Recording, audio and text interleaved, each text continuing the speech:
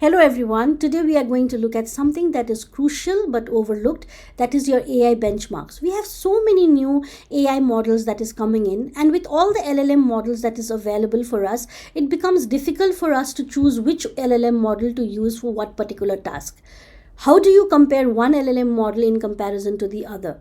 That's the reason whenever a new AI model is launched into the market, they send us these colorful graphs or these percentage and these numbers that is comparing their model with all the other models, right? So how do you compare one LLM model to the other?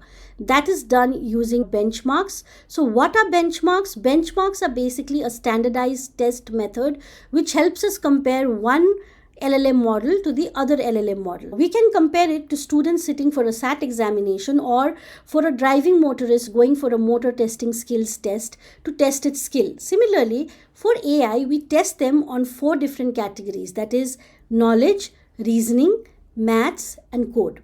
The first benchmark that we are going to look at in the knowledge category is MMLU. MMLU stands for Measuring Massive Multitask Language Understanding.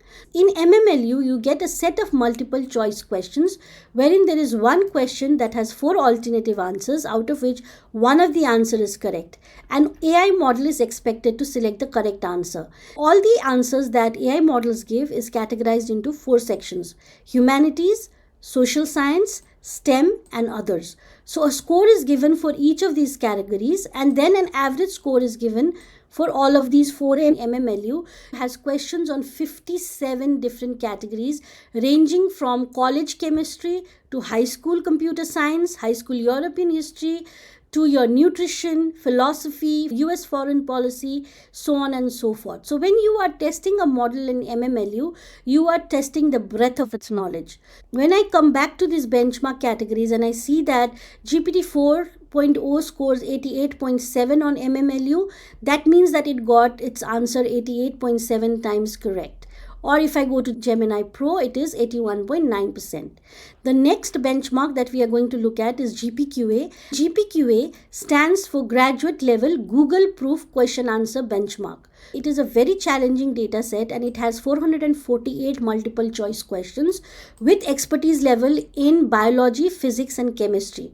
And it is called Google Proof questions. Now, what does that mean? Even if a person is given internet access and 30 minutes to solve this answer, and if you have Google to search the answer for, you will still be able to answer it only 39% accurately for an average person, and even a PhD student in that particular subject. So if you are a PhD student of biology and you were given these questions to attempt, you would get it correct 65%.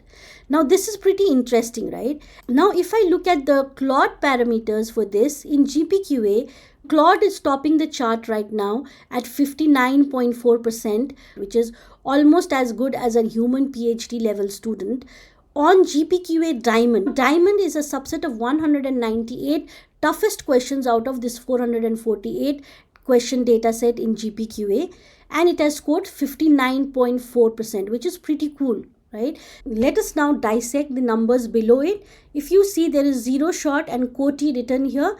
Zero shot and 𝐾𝐞 are basically prompting techniques. If you remember your prompt engineering, there is zero shot, few shot prompting. In this, it is zero shot prompting. That means no example was provided on how to solve this question. And 𝐾𝐞 stands for chain of thought. A step-by-step reasoning to solve this question was involved to solve these answers. Out here, you will see that Claude 3.5 has scored 67.2% on 5 shot 𝐾𝐞 GPQA. What that stands for is there were 5 examples given to it as to how they can go ahead and solve the questions, and it scored 67.2% when a chain of thought technique was also utilized. That means it was higher than a PhD level human. So that is that amazing, and it shows how AI is progressing every day.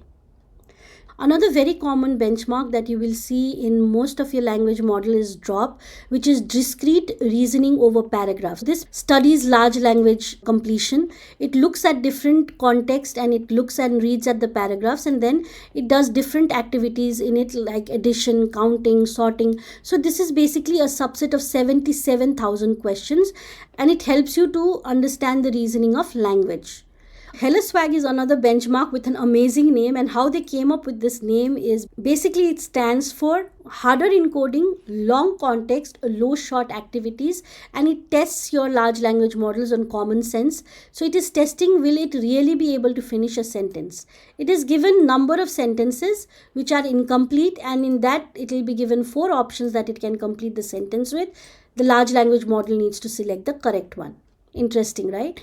Winograd is another interesting benchmark which basically tests the common sense of a large language model. The dataset has around 44K problems. It is inspired by the original WSC design, and it has questions in the format of twins or pairs. They'll have identical questions with 2 choice answers and a trigger word, and you'll have to see which one is the correct one if it was flipped. So that's an interesting test that they have to go through. Another interesting benchmark is Mercer. It basically is testing the chain of thoughts with multi-step reasoning. In this, one of the tests, for example, is a 1000-word murder mystery is given to this large language model, and the large language model, interestingly, needs to determine who has the motive, who has the means, and who has the opportunity to commit that particular crime. Isn't that an interesting test? Ifeval is another benchmark. It tests whether the large language model can follow instructions. So in this, it will give it around 500 plus prompts with different instructions, and it will test if it can follow it correctly or not. For example, write an article with more than 800 words, wrap your response with a question mark, or write an essay on a particular topic and use this particular format to do so. So different instructions are provided, and it is tested whether it can follow these instructions or not. So next category that we look at is mathematics. So in the mathematics category, you have GSM 8K, which will test your high school level maths. So it will be maths problems that needs to be solved by a step-by-step process which has from 2 to 8 steps, and you need to follow these steps to answer the questions. It will also look at whether it is giving you the right answer and if it is getting the steps incorrect. So that's how it is judged, on the step-by-step way of solving mathematics and not just on the answers. Another evaluation metrics in terms of math is the Maths 500, which will test your Olympiad type questions. So it is a competitive level, highly skilled mathematics problem solving test. There is also another one which is called Math LV5, wherein it has different level, and level 5 would be the highest level. So it is also a competitive maths solving benchmarks. Now the next category of tasks the large language models are intensively tested on is coding.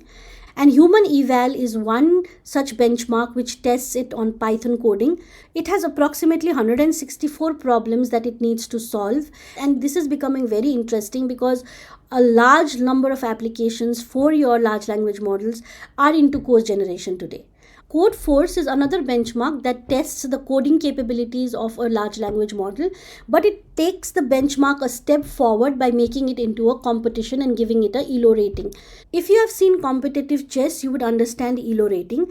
In any game which is a zero-sum game, that means if there is a winner, there has to be a loser. A scoring system is provided which will go see the relative strength of or weakness of a player when they are playing head-on one-to-one competitions. So that's how your CodeForce scores are being calculated with ELO rating. So that makes it quite interesting as well, because they are competing with other language models and other competitive players as well. You will see a lot of ELO rating numbers for comparisons in different arenas and leaderboards. We'll be talking about leaderboards in the next video.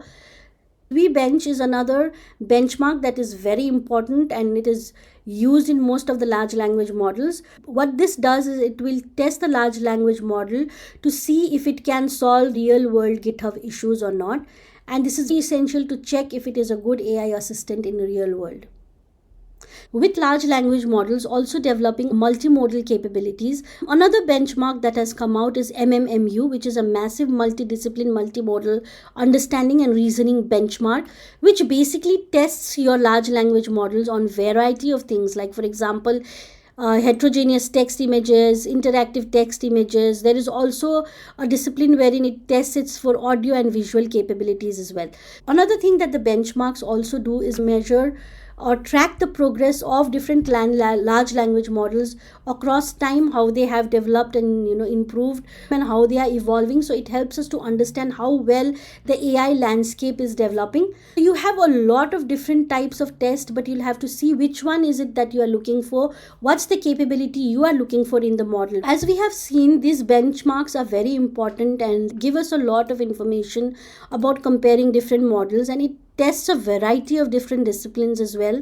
However, there are certain limitations to these benchmarks. Number one is that they are not consistently applied. So if I look at these different models, you will see that they have different ways and different parameters they have been tested for. You cannot do a very like-to-like comparison with the matrices, and they have been produced by the producers of that particular large language model as well.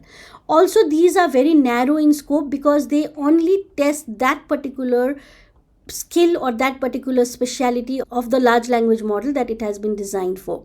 Another major concern is training data leakage. Now, these large language models have been trained on such huge variety and vast amount of training data that it would be impossible to imagine that they would have not seen these tests beforehand in some form or the other, because these are information that is there in the real world and real world test examples. So they would have seen it in some form or the other. So it would not really be the first time that they would be encountering the test. So they might already be trained on the answers to that particular test is another question. And another major problem is also overfitting. Since these large language models are evaluated on the capability of how well they solve these problems, the companies or AI organizations that are developing their model might be working on it too hard to solve these particular benchmark parameters. They will be working on the parameters and geared up in such a way that it might be solving the benchmark questions really well, but may not be solving the overall world solutions properly.